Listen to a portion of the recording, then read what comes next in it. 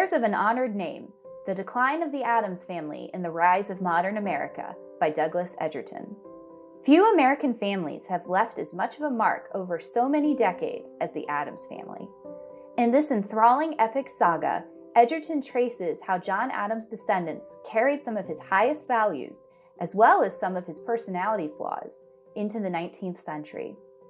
As Egerton reminds us, John Quincy Adams was ambivalent about race. He championed African American rights, but could not support the idea of racial social equality.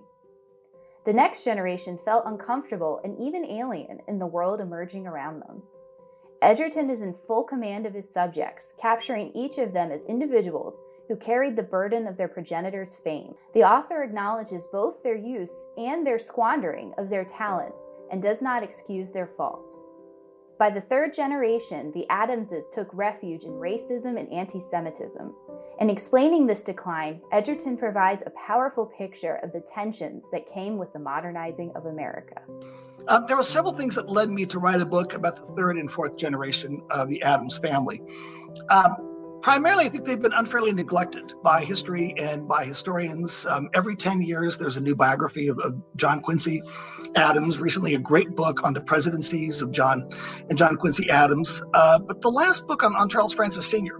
was more than 50 years old. And of course, Charles Francis was the third Adams to be the ambassador to England, selected by Lincoln and William Henry Seward.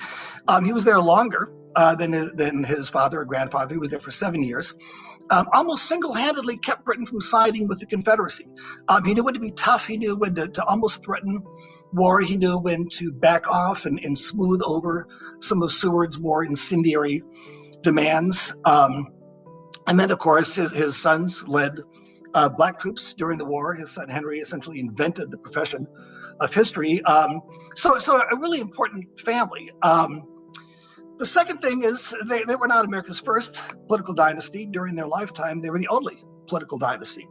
Of all the early American presidents, only John Quincy, and Martin Van Buren had sons who lived to adulthood. So whenever there was an opening for office in Massachusetts, some editor would say it's got to be an Adams.